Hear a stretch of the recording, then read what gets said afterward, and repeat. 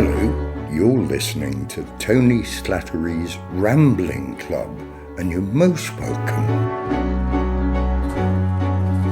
Hello, my name's Paul Carmichael. And I'm Alan. That's Alan Lear. Oh dear, Alan, you all right in there? I'm damp. You will be damp. Well, this is a hell of a swing, but... Oh, there he is. Right, I'll help you out. Here, come in. Right, Tony. Yes. Hi, the huge... Is it a swimming pool or have you just got a sinkhole? What's going on here? Well, it was a sinkhole, Right. and I filled it with water.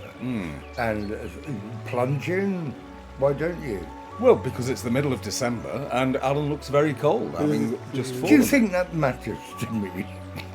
Are you a fan of diving into the waters early on a winter's morning? Not really. I'm a fan of making indiscriminate, dangerous things for passers-by, just so I can laugh when they fall in. Oh. I mean, presumably there's a bit of CCTV footage of Alan that you'll be enjoying later from his... Well, there was, but I chopped it up. Why did you do that? So I can rewire it and not show it to the police, and just... I've got a home cinema, you know. I'm slightly worried about hypothermia over here. Yes, you'll be all right. Should we maybe take Alan into the shed and see if Yes, we come can on. warm him up a bit away from this death trap? Yeah. Thank you. Right, okay, in we go. Right, so Alan's by the fire, and, good. well, I mean, maybe the most obvious thing is a small amount of exercise would help him to recover, so maybe a little ramble would help. A ramble within the shed, Well, a ramble... because that's where we are. We are, I but know- we can... It's not a big shed. it's We'll not a just hu- go round in circles. Well, we could, but... We're Or... not at Guantanamo Bay, you know. Well, it's not far off the atmosphere with all the death traps outside, on the other hand. That's true. Well, why don't we spin the bingo machine and see if that takes us somewhere hopefully slightly warmer? Well, it'll certainly keep the thing lighter. It's gone down a very dark route already. Alan, are you warm enough? I've got chilblains. Oh, it doesn't matter. Put on another of Gina Lola Brigida's fur coats. I met her once, but that's for another ramble.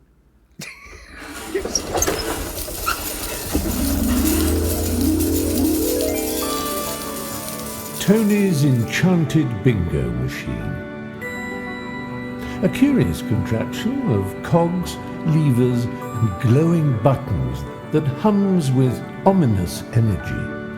This machine generates 3 completely random numbers. These numbers are fed directly into the Dewey Decimal System, the arcane reference system by which books and their contents are categorized.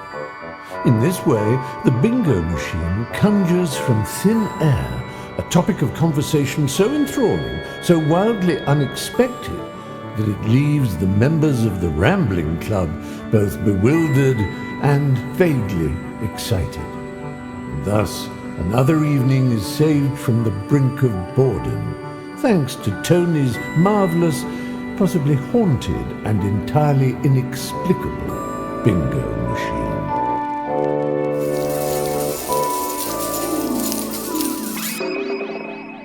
Well, here we are, and the bingo machine has produced the first numbers for our first ramble, and the numbers are... 8, 9, 889, and that means the first subject is... literature in medieval and modern Greek. Right. Medieval I'm good with, but you throw the Greek stuff in, and all I can think is I like going to Crete. Off you go.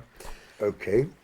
I'm going to recite the only bit of modern Greek I know. It was sung by Nana Muscuri on the Benny Hill show. He was playing Nana Muscuri, and there was a prologue to it which was in England, but the song itself is Greek. And it started... And she went to her lover by the eucalyptus tree, but the lover was not there. So she went down to deeper in the eucalyptus past the olives, but again the lover was not there. And then she went deeper and deeper into the mountain, and the lover was not there. And she was so sad and broken-hearted that she sang this song.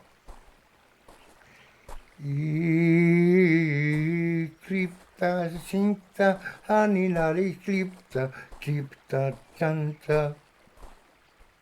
And now for my next song, I'd like to sing another song. That's all I know. Oh. I think the way we're taught about Greece, I don't know anything about medieval. It's basically Greece, nothing. 4,000 years ago, invent civilization, nothing, ouzo. Yeah. When you think of the medieval, I mean, 1300s in Greece? Haven't a clue. I have. You have? Yeah. Well, go on then. So the 1300s in Greece. No, the 1300s in Greece. Well, there was a great outbreak of the plague, of course, and they didn't have the drugs to deal with it. But it was not. It was a form of Yersinia, rather. Yersinia pestis. Yeah. Yeah. You know everything. Do you want to just take this whole thing over, Al? I try and lighten the heart with, with the bubonic plague, yeah. And the bubonic plague. I think they're two really funny subjects. And you just sit there, you don't smile, and suddenly you come in with something I believe is called facts. You roll ahead with your dry as dust information while I impersonate one of the greatest singers of all time and also talk about nosology. Know what nosology is? It's the study of noses. No, it isn't. That's not even funny. It's the study of disease. Oh, here's something Alan doesn't know. So, let's go from diseases, anonymous story, whatever you were saying. It's getting a bit gladiatorial now, isn't it? Well, But sometimes we can come across all three of us as just too friendly. that's true. So we have to go down sort of that route toward the bubonic plague. That's right. I was once tested for bubonic plague. Really? Oh yes, some rats had bitten my ankles while I was like, what is worth this is true. I might have said it in a newspaper. The lady doctor who examined me asked what the marks were. So I think they're rat bites. And so, well, that's not good. She was testing me for all sorts of things. And at the end, she said, just one more. Have I told you this before? No. Okay, just one more test before you go. She'll come back to the ancient Greeks in a moment. And she said, it'll be about a week and a half before it has to go to a specialist place, I think in Birmingham. But anyway, the rest of your tests seem okay. And I said, no, what is that? He said, oh, no, it's really nothing. No, actually, I'd quite like to know. Oh, it's for, just on the off chance, it's something called Yersinia. So, Tony, if we go Yersinia, you're testing me for plague. And she said, yes, that's right, yes. But we'll get the results anyway. And in the meantime, see you in a couple of weeks. So, that was my true story. I'm sorry, the temperature in this room has not plummeted. No, I mean, that's you must have been terrified. That's not a nice thing to have at all. I mean, it's... Well, I didn't have it. Well, no, but it's not, where did that come from, Al? It initially came from you. You mentioned Yersinia, and I said Yersinia pestis. Yersinia. Yeah. So PETA, the People for Ethical Treatment of Animals, are in the middle of a social media furor at the moment, aren't they? Because there's been a vampire film out which features rats attacking somebody. And PETA have said you're at no more danger from a rat than you are from a vampire, which suggests that PETA think either that vampires are real or that rats are imaginary. Yeah. You're at more danger from something... Even if rats are the safest creatures on God's earth, you're at more danger from something that exists than something that doesn't. You could choke to death on a rat. You can't choke to death on a vampire. But it's the way they're presented, isn't it? I am still absolutely terrified, in a way, of foxes. And this is because a fox was used in a public information film about the very real chance of rabies entering the country in, I think, 1980. And so now, but the fox, I've seen this since, and it's obviously a glove puppet with basically toothpaste foam just barking at a window. Yeah. But at the time, it was terrifying. But I had no idea what rabies was. I didn't know where rabies was. I assumed rabies was possibly in my neighbour's dog. It was genuinely terrifying. I blame Tracker. Yes. He looked very rabid to me. He did look that, and when he got very excitable. Yes. So, but back to the Greeks. The Greeks, well, they invented disease, let's face it, and they made jolly good use of it, and it spread throughout the Roman Empire, the Ottoman Empire, which came before, although they were fighting each other, all those empires, all they did was fight, spread disease, claim land, invent different gods, and then sought some way to live in peace and harmony, but they were too bloodthirsty, the lot of them. Alan? The Greek Civil War was quite recent, wasn't it? Because that's where Lord Byron disappeared, I think. He went to volunteer in the Greek Civil War. So that would have been mid-19th century? Yes, it would have been then. Yeah. Yeah. Well, I think most wars probably are quite bloody. Yeah, apart from there was one.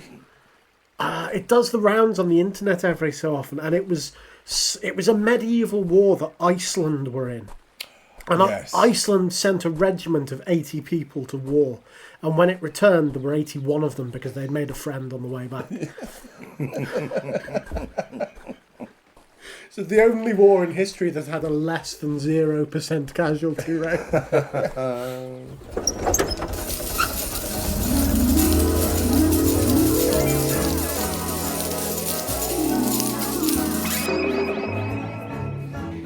Right, here we go. Another ramble awaits us. The numbers for this ramble are 9, 4, 7. 947, and that means we are talking about... Oh, again, general history. However, this one is the general history of Europe, Eastern Europe, and the Soviet Union. Again, no comma after Europe. No, we're going to have a word with Mr. Dewey, aren't we, about this? General history of Europe. Eastern Europe. See, that could be a phrase in itself. Eastern Europe. Well, let's assume there's commas there. Anyone got experience of communism in Europe directly? Have we done the thing about Norman wisdom before? That's Albania, isn't it? Yeah. I think we might have touched on that. I think we did touch on that, yeah. Okay. How about Molotov cocktails? Go on. The term Molotov cocktail originates from the Russian-Finlandian War, which was a conflict early in the Second World War that we didn't get involved with because we were too busy saving civilization. You're welcome.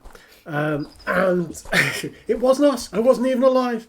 And General Molotov was a Russian general who told the Russian people that as a gesture of goodwill, they were going to airdrop food packages over Finland for the Finnish civilian population.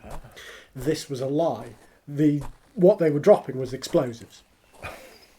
And this became known to the Finnish people. And they created the Molotov cocktail as a way of fighting the Russians. It's petrol in a bottle, you set fire to it, you throw it, it sets fire to things quite effectively. But the joke is that it was a cocktail to go with Molotov's food packages. In terms of communism, my only experience, I think, was visiting the Czech Republic in 1997, which was shortly after communism had left. And what I noticed most of all was that the fashions were 10 years behind what we had. They were really into double denim, which I recall being a thing in the 80s. Yes. But there they were in 1997 with double denim, which Yeah, that was something that really stuck out. That it almost felt like a bit of a time capsule that was slowly breaking apart, but with weird remnants of communism scattered throughout. Everybody was employed. Everybody was employed, and it didn't matter what you did. You had to have a job. I remember an old lady sat outside some public toilets, and her job was to take money from you to use the loo. That was her sole purpose. And when you went into it, there wasn't even a toilet there. There had been urinals, but they'd been removed years ago. So what you had was three tiled walls, and you basically just pissed at the wall, and it went into a drain. But she still had that job, which was this remnant, I suppose. And then it won the Turner Prize. I can imagine it could. What was the first one where a urinal was displayed? Yes. Remember? Oh, was it? Yeah, it was. Yeah. I know there was a pissoir in France which people thought was a piece of art, but it wasn't. No, it was an open-air pissoir. Yes, yeah. And was it that people thought it must have been a piece of art and turned out it was just purely functional? That's how laws happen. Yeah. We were on holiday in Croatia last year, and Croatia was ruled for a long time by the Venetian Republic. And then, of course, it was folded into Yugoslavia, which was communist-controlled, until 96, was it? The Serbo-Croat War, and then the Yugoslavia fell apart. And you could tell where the communists had been, because all the older buildings are this gorgeous Venetian architecture. It's like being in Florence or somewhere. Beautiful stone, Renaissance-style buildings. And then when the communists arrived, they did what the communists do everywhere and just dropped fucking great concrete blocks everywhere and went, that's a building. Live in that. Yeah. Yep. Do you know the name of the person who did the last person to do a big holiday commercial saying, welcome to Yugoslavia? Was it you? Yes. Really? Brilliant. Wow. Yes. Before the fall of the regime. Yeah. It was only shown a few times because the situation there was so volatile and it happened quite quickly. I know it's been simmering. It was after Tito died, wasn't it? That's right, It yes. all fell apart quite quickly. He'd been Yeah. holding it together by force of personality. Turned out the various people that live in that area, the Serbs, the Croats and the Slavs, they don't actually like each other a lot. No, that's true. We popped over to Bosnia Herzegovina, and we were in a city called Mostar, which has this gorgeous single-span bridge in sort of soapstone, marble-y kind of thing over the river. A beautiful piece of building. And the guide pointed to it and he said, guess how old that bridge is? And we looked at it and we said, 300, 400 years? He said, oh, no. It's 20 years. The Croatians blew it up and we had to put it back. So it's only 20 years old. The other thing he said was that the communists were the last people in Bosnia who actually got the economy functioning. Everybody since then has been too corrupt to be effective. In Brno, when I went there for a little while, thinking about that, the emblem for the village was a dragon. Because of a story that back in the 1500s, a dragon had wandered into the streets of Brno and somebody had to stab it and kill it. And the dragon still exists. The dragon is suspended from the ceiling of a walkway off one of the main roads. But in fact, it's not a dragon, it's a crocodile. And it turns out that it had escaped from a travelling zoo that was in the area, got into Brno, but then it was a dragon. Yeah. And ever since then, that's been their symbol. Well, of course it is. I mean, if you live outside of Africa, Florida, or Australia, have you seen a crocodile before? No? Oh, absolutely. What's the nearest thing in your common myths and legends to a crocodile? There we are. Dragon, isn't it? Yeah. Yeah? No, it makes perfect sense. It does, yeah. Right. Short after the Berlin Wall fell, a couple of months after, I did, it's like that Helen Lederer thing I did about the rough and the smooth, where you go up the Nile. There was me and the lovely Helen Lederer, and it was so odd that they couldn't show it as a programme. They had to split it up into various bite-sized pieces on Good Morning Britain with Anne and Nick or something. But there was another one of those programmes which was Tony visits the Berlin Wall shortly after its fall. And they, for different reasons, they didn't split it up into pieces. They didn't show it at all. So there was me, the Brandenburg Gaze, and I was cleverly reporting my own bits. I thought I'd read enough about it and knew enough about it anyway, but all written by scholars and things. Checkpoint Charlie, let's go through now officially, because there's an Irish pub, a famous Irish pub in East Berlin, and indeed we were, with the suitable security. I've only just thought about this now because of that. Yeah. Way back. This was like 1987 or something.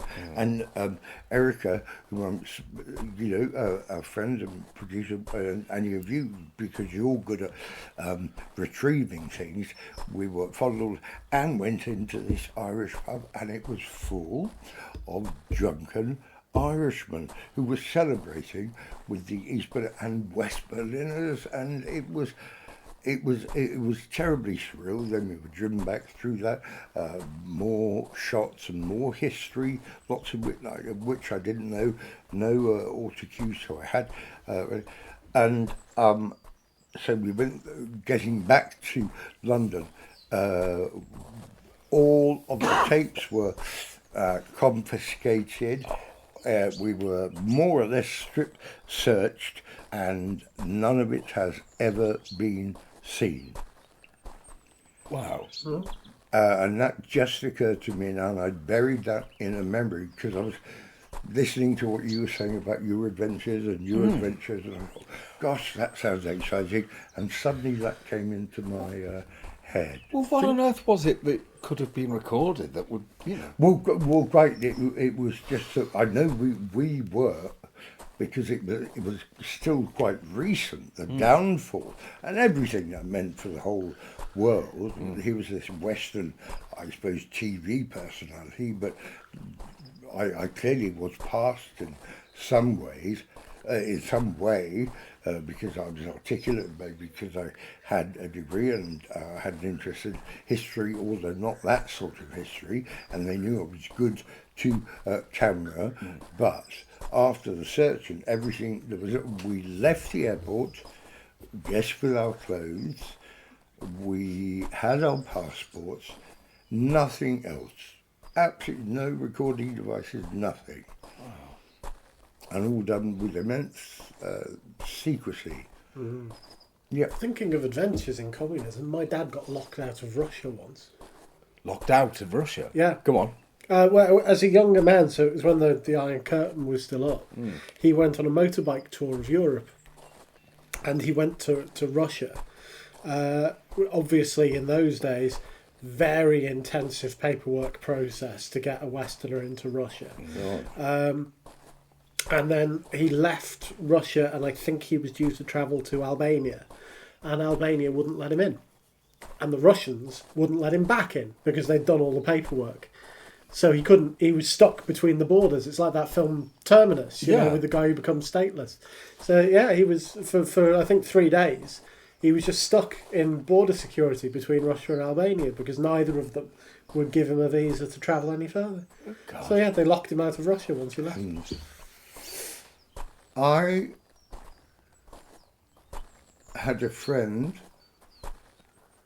in the first and second year, no, the third year of my schooling at Gunnersbury, as it became comprehensive school for boys, and I guess it was a time when young people were interested in handing around leaflets in the classroom.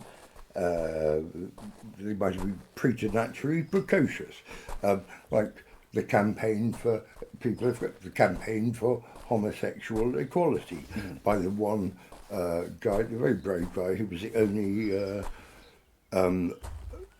outwardly gay person. He was strong enough to do that, and those who weren't beating him up There were people like myself say, "Oh no, that's how." Yes, of course.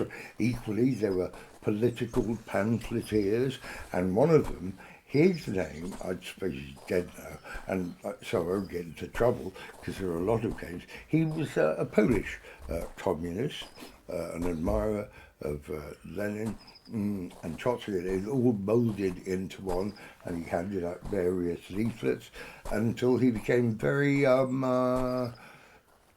couple of years after, very aggressive about and just a real bully. And I went round. He invited me round for tea once. This was a couple of years afterwards. And I'm not making this up. This has just come back to me now. He said, "Do you want to see what I've got in my garden?" And what he had in his garden, I didn't see the parents, a totally nice-looking house, was a clothesline on which he had hung various Cindy dolls and Action Man dolls, all in a row. He had doused them in petrol or kerosene. He said, "This is my favourite book," and he took out a homemade crossbow, which he pulled back.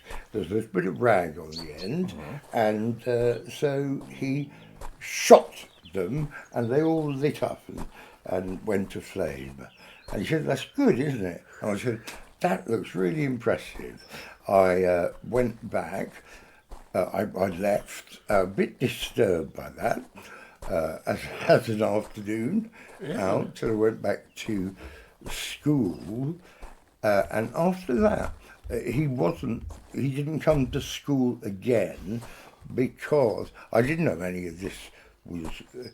But one of the teachers said, "No, he's been under suspicion for some time about dangerously being dangerous to himself and to a member of the public." So that's another school memory, loosely related to communism, but that was the trajectory of that story. And I suppose the only interesting thing we're doing here is being tangential and talking. So that's one that came out of there, and I haven't thought about that since.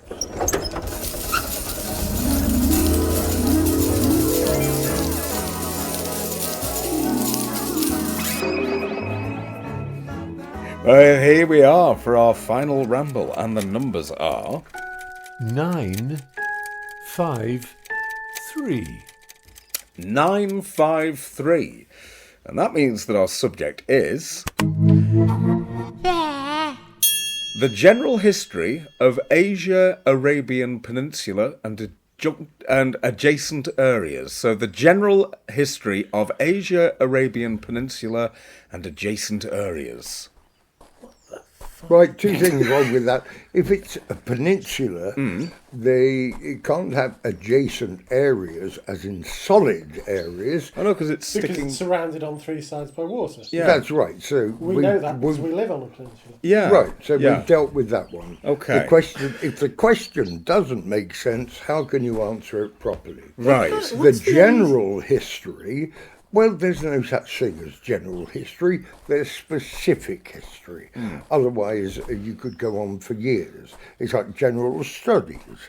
No such thing as general studies. It's specific studies. The general history of Asia-Arabian Peninsula, that's just bad grammar. Does it mean the Asian-Arabian Peninsula, as in that's missing of the. Oh yeah, but it's also missing a shortened hyphen. Oh yeah, Asia-Arabian, or at least a forward slash. It's a compound so adjective. This question is nonsense. Right. Well, where's the Asia-Arabian Peninsula? Yeah. That would. I mean, you could count Saudi Arabia. You could actually. Right, well, let's just have a little look at the machine. So what we actually find, the Arabian Peninsula, Saudi Arabia, Yemen, Oman, the United Arab Emirates, Kuwait. It's that. All those gay hotspots. But you can visit with your families, especially if they're wearing skirts. Have the holiday of your lifetime as you languish in a prison and then you die and then are whipped and beheaded and chucked off the side of a building. Yes, welcome to Yemen or Dubai, which, as Alan has said, more often than once won't be there in 50 years. It'll be sunk and swallowed back into the desert from which it was born by Mammon, the god of money. Thank you. So that's I'm a member of the Asian Peninsula Tourist Board. My name is Tony. I'm afraid my phone's off at the moment, but send me a card, courtesy of Tony Slattery's Rambling Club. Suggested slogan: we don't have human rights, but you're not going to do anything about it because we own all your football clubs. And oil. Yeah. I suppose that it would be easy, at least, with a country that basically has about 100 years to it, to sum up a general history. But that's quite a general history of anything is going to be, what, you just focus on 1066 and those important dates and avoid the intricacies, because that's taking the fun out. All the nonsense. I think we've already done that. I mean, I think they've been pretty intent on taking all the fun out of themselves, haven't they? There's a lot of theocratic rule in that area. And also, is Dubai, is it the world's tallest hotel? Is that the Burj Khalifa? The Burj Khalifa, the world's tallest with building. magnificent, utterly stunning, breathtaking views over fucking what? Yeah, over a big desert. Yeah. Over a huge desert and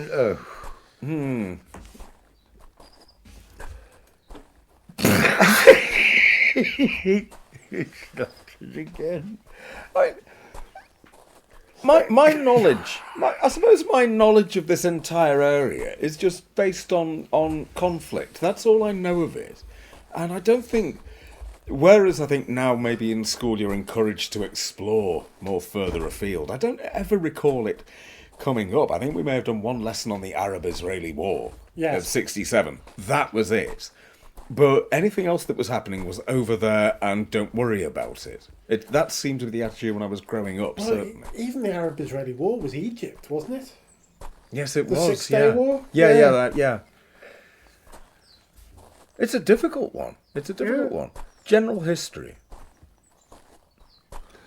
We are talking about, we're talking about somewhere, well, no, because we're not talking about Iraq, so we're not talking about where civilization began, essentially. No, because Iraq is Mesopotamia, isn't it? That's its area, yeah. So that's not within the peninsula. No.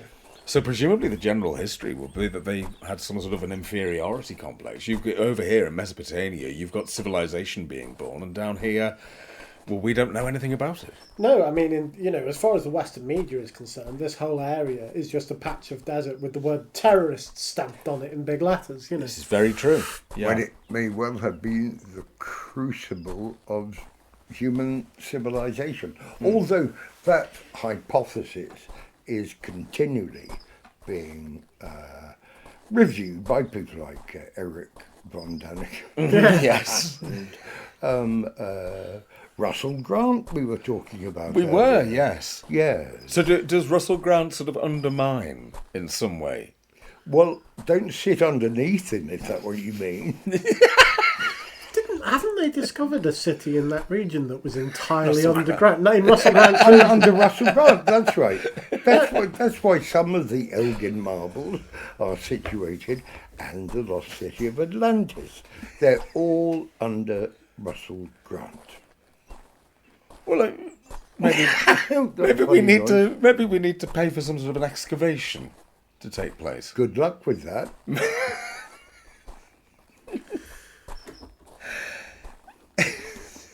That would be a brilliant. I'm looking forward to the headline. I'll read it somewhere one day, possibly. Russell Grant's Brazilian butt lift reveals lost city of Atlantis. Yeah. it does all tie in with that sort of thing. Because I Yes, suppose- it all ties in. Well, I You're think so right. I mean, it's a bit of a reach, I admit, but certainly if you think of that area being so mystic, I suppose that's why it was so easy for people to come up with wonderful tales about these places that meant nothing, because there was no chance you were ever going to go there, essentially. Janice Ian, the great songstress, has a wonderful song. It's called "Waiting for Acousticville." Very few people know it. Absolutely beautiful, recorded live. I think at the Royal Festival Hall, my partner, and she starts with a short monologue saying, "I wait on the road, and I wait and I wait and I wait." And then I begin to discover she's in the middle of a desert. Her Cadillac is broken down. I begin to discover why the world's greatest religions have all been invented in the desert. And then she writes a song about it. Wow. Yeah. Never considered that. It's true. It's absolutely true. Presumably because you need something to cling on to out there. Yeah, and something to think about, because there's fuck all else to do. Yes. And there's plenty of heat stroke to make you hallucinate. That's right. Plenty of rats to eat. Or give you plague. So our general history knowledge of the area is... Actually, I'm going to ask this question. So, Tony, Yes. are deserts fertile breeding grounds for psilocybin mushrooms? Now you put me on the spot there. I have eaten a few bits of a psilocybin mushroom when I went to Glastonbury once, and all it made me feel was that everything was upside down, and so I stayed in my small little tent while all these big bands were playing, and it lasted about 12 hours. Back to your question, I think it needs a certain amount of moisture, but even in the great deserts and the driest deserts, moisture can be found, but quite a few miles below. So I don't know how long their roots or tendrils or but they get moisture. They might get moisture if they're. So the answer is I'm not sure. Because didn't you do something at university on 13th century religious poetry and psilocybin mushrooms? Yes, I didn't get it. I was studying San Juan de la Cruz, the La Oscura Alma de Noche, the dark night of the soul, and he did very religious, ecstatic poetry, and it was terribly moving, both in translation and in the original Spanish of that time, which I could read. And I was told by one of the classicists there. So he was very ascetic and esoteric, and he spent a long time on his own in the forested areas and the mountainous areas, not just alone in the monastery. And he came back from one of his sojourns and wrote this brilliant thing, and he had been living almost entirely on mushrooms, no other source of nutrition at all, and he came back with this masterpiece of human literature. So I'm sure there's a theory as well that St. John of Patmos, who of course was the author of the Book of Revelation, lived in a very psilocybin heavy area as well. Right. Right. But his makes sense. No, I mean, St. Juan de la Cruz makes sense in terms of a design for living. Mm-hmm. It's not just about all esoteric, godly things. I think the guy you're referring to him, just came back off his head. And that's how the Old Testament... They were all off their tits, weren't they? Anyone who contributed to the Old Testament can't have been of sane mind or body, or possibly weren't even human. I mean, it's these days, if somebody came back and said, I had a vision about the there was a beast with 7 heads, and on each head were 7 horns, and on each horn were 7 crowns. You just go, yeah, have you tried sertraline? Yeah. I knew I should have taken the whole package. Yeah, quite.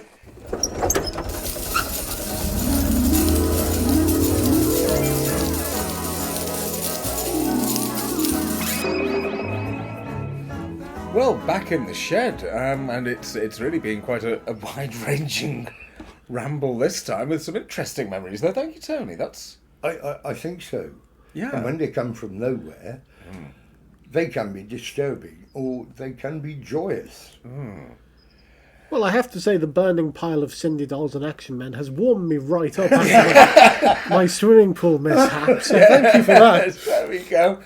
Well, yeah, well, thank you for sharing those with us, and thank you all at home for listening, and we hope you enjoyed this week's meeting of the Rambling Club. We certainly did. As you know, the club meets every Friday, but if you'd like to get in touch in the meantime, here's how you can find us and your fellow members. Tony's official website is at www.tonyslattery.com, and you can get in touch on the contact form on that website. We're also at Twitter, at Slattery Live. Please do feel free to use the hashtag TSLC to discuss this week's topics, and you can do that as well on Blue Sky, where we're at slatterylive.bluesky.media. I'm on Twitter too, at Paul Carmichael V, and I'm also on Blue Sky. And Tony also has a good old-fashioned Facebook group, which is at www.facebook.com/groups/the-Tony-Slattery. And he can be found on Instagram at Tony_Slattery_official.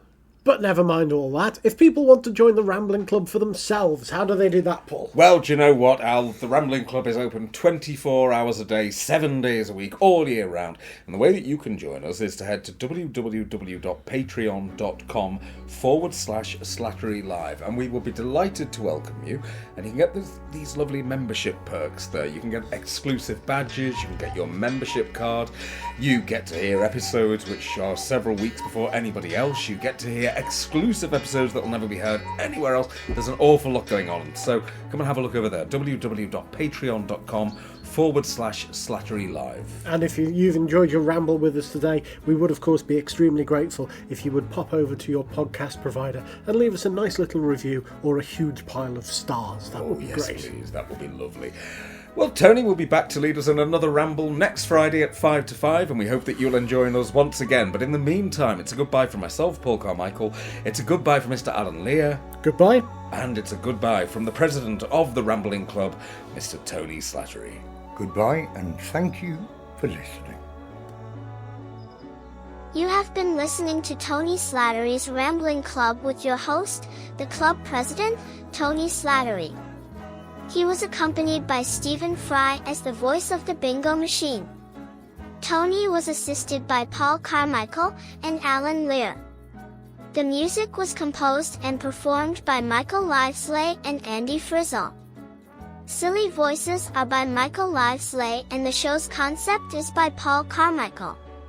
Our producers are Stuart Morris and Alan Dybing, and the show's series producers are Erica Lear and Mark Hutchinson. Our executive producer is Chris Castle, and the series executive producer is Mark Strickson. The producers would like to remind you that deliberately digging water-filled death traps in your garden is a criminal offense and could result in a 10-shilling fine. And being shot. Tony Slattery's Rambling Club is a Fanfredo production.